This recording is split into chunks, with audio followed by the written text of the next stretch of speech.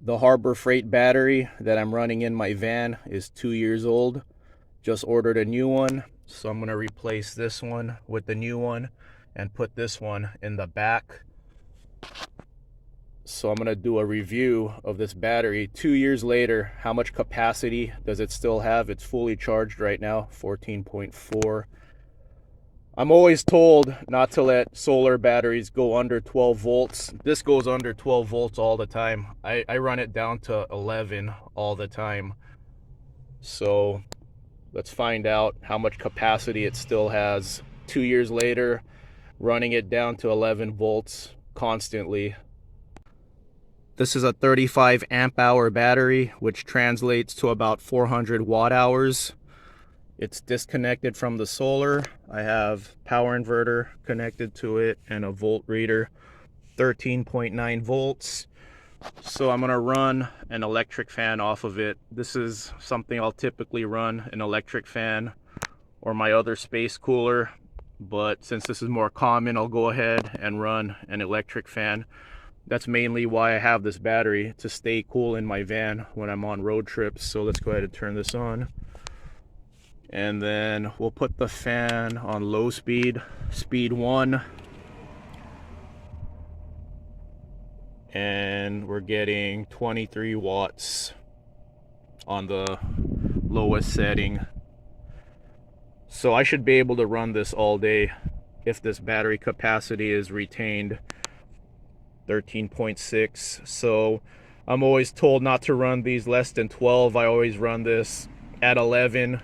The reason I go 11 is because at 10.9, power inverters are beeping at you to turn it off.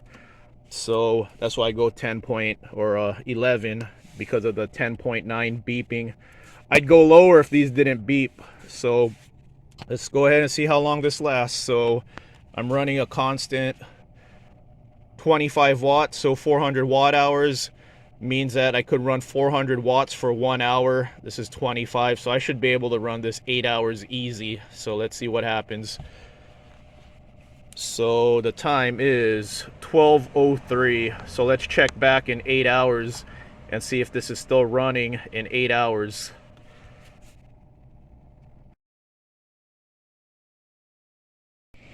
Five hours later,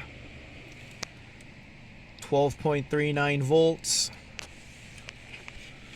and 26 watts. So I'm going to go ahead and up the power. Let's go to 3, highest setting on this fan. So highest setting, about 40 watts. Let's see what happens in an hour. 1 hour later, 6:09, 12.18 volts and almost 40 watts, 38. So I'm gonna run this 1 more hour with the fan on full speed. 5 hours of 25 watts, 125. Then I did 40 watts for an hour, then decided to do an additional 40 watts for another hour. In 7 hours, I ran 205 watts. This battery is about 400 watt hours, and I still have 11.9 volts. So this battery retained at least half of its capacity in 2 years. And I'm not easy on this battery. I run it down to 11 all the time. So I could keep going, but I'll take it a little easy on this battery. So at minimum, it has half of its capacity still in 2 years. So tomorrow, I'll hook this back up to the solar and charge it back up again. I'm hooking this back up to my solar panel. 12.22 volts. I've had this battery for a little more than 2 years, and I'm always running it down to 11 volts. According to battery experts, according to the science, you want to run it down to 12 and then recharge. If you're constantly running it low, it's going to deplete the battery life.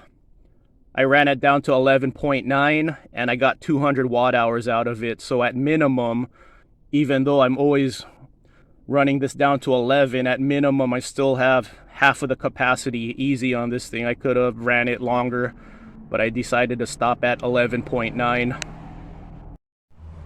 The reason why I'm always running it down to 11 is because I run my space cooler, I run my electric fan.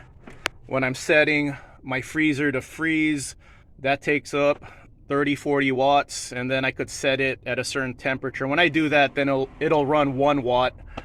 I have a surge protector. I'm charging my laptop off of this, my Wi-Fi. Sometimes I retro game, and I have my TV. So I'm probably underpowered. I probably should run more batteries, but I'm running all that off a single battery and a single 100 watt solar panel. This battery easily runs my Mighty Cool space cooler overnight. I'll share more solar videos at the end of my video. I'll put some end cards. But this Mighty Cool at full power runs at 23 watts. This fan runs almost 40, so about half the power when I run this on full power. I'm running both right now. That's why I got a voltage drop to 12.4. But let me go ahead and do a quick demo for you guys. Electric fan. So a fan will always just blow around the air in the van. So 83 from the electric fan, and then Mighty Cool 67. So yeah, this is way better than the fan. I recommend this. I'll put a review at the end card if you're interested in this. 67 versus 82. The great thing about the Mighty Cool is that it has a 12 volt plug.